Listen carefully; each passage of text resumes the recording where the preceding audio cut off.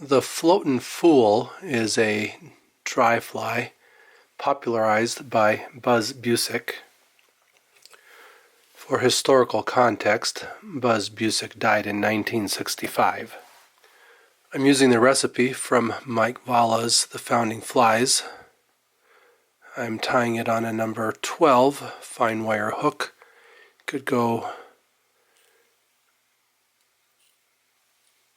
12, 14, 16, probably even a 10 if you wanted to. The tail and the post are calf tail. So I've pulled a piece of calf tail, cut it off of the tail, and I'm tying that in with the tail about shank length. Wrap back to above where the barb used to be, and then I'll wrap underneath and pull up to just stand it up.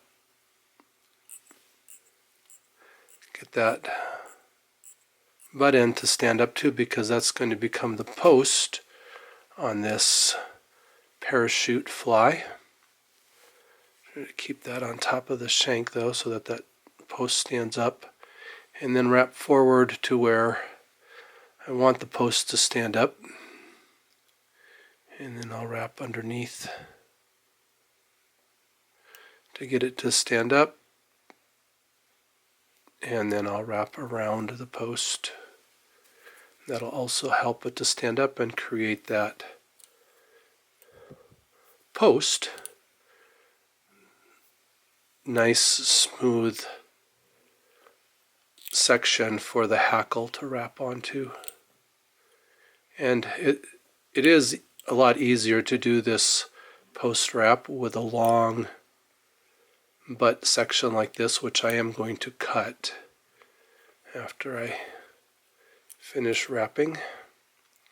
So wrap up as far as I want that to be, and then I can bring my thread back down and wrap in front.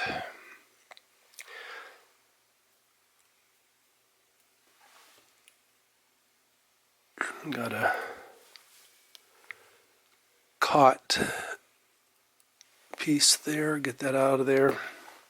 I want my post to form an equilateral triangle between the base or the bend of the hook and where it's tied in. So same length as I have from the tie-in point to the end of the hook. And I'll go ahead and cut that off now.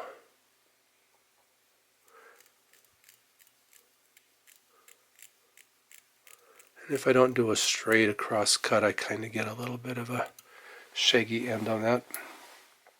I'm going to be putting a hurl body on it that has a gold rib. I won't be using any glue or creating a hurl rope, so the rib will be what secures and strengthens the body. Fine gold wire. I'm going to use 2 hurls, just break off the tender tips.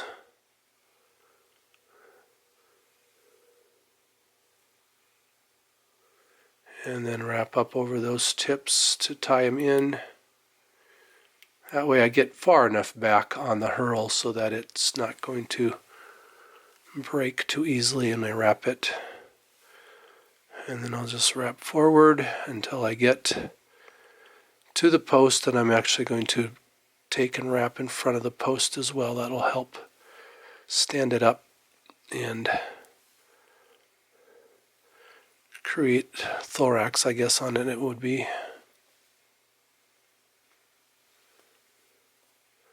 Got those a little bit short. If I just push against the shank, I can tip them underneath and then wrap up over the top. 3 wraps over the top to catch them in. I'll pull them back and wrap underneath of them. And then I can clip out those butt ends.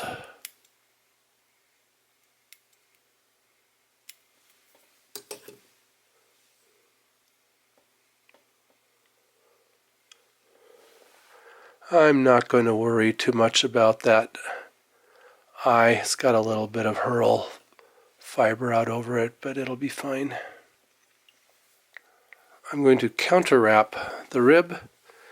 That way it will bind in on top of the hurl stems rather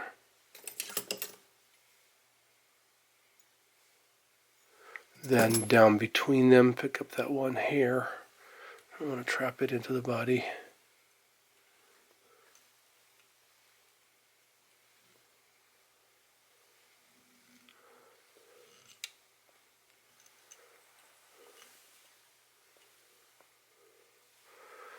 And so it's the wire rib that's really giving the body its strength.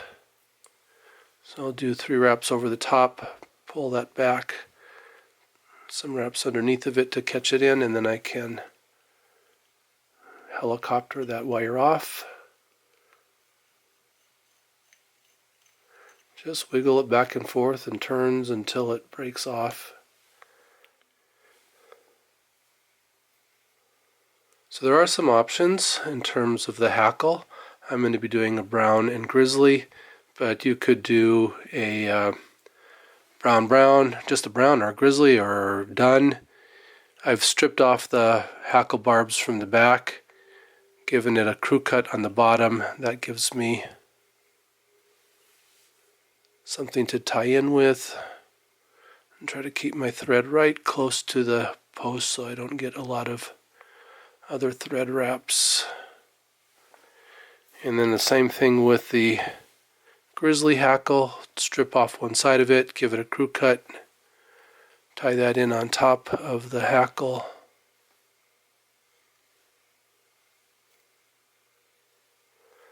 And then I can actually hold those straight up and wrap around the base of them to get them up towards the top of the post wrap-in area. I don't want them at the top of the post, I just want them up a little bit, and then I will wrap them together. Because I've kind of wrapped up the post with those stems, then I'll just wrap underneath of them. And as many turns as I feel necessary to get a nice floating fly. And then there's a number of options here too in terms of how to catch in that hackle. I'm just going to,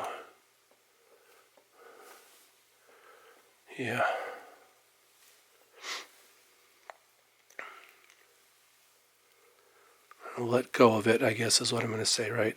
I'll wrap it again.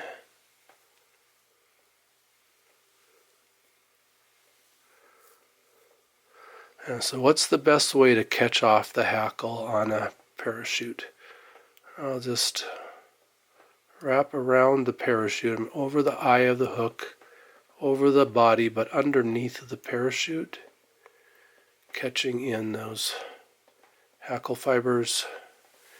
And then I'll pull back on that hackle and bring my thread up over the hook eye and do a couple wraps there to hold that in. Then I can take my scissors and just reach in and clip the stems on that hackle. For the knot, I'm going to do a couple of half hitches, double half hitches, so wrap two wraps around my half hitch tool, which is a pen. Put that over the eye of the hook and then pull off and wrap right up over the eye, and that'll pull back on any fibers that are over the eye.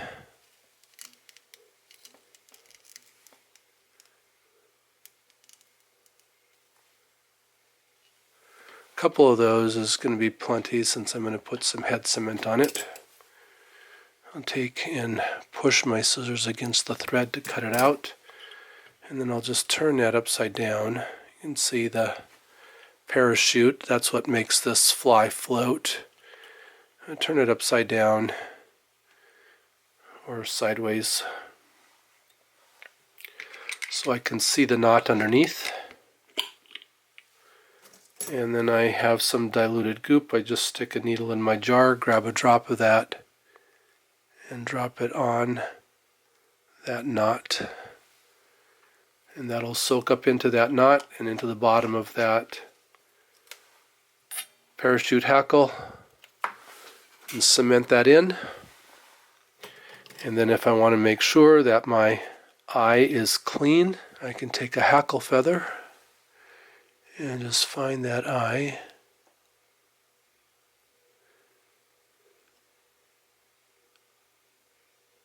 And push that feather up through that eye. That'll clean out the glue and make sure that it is tippet ready.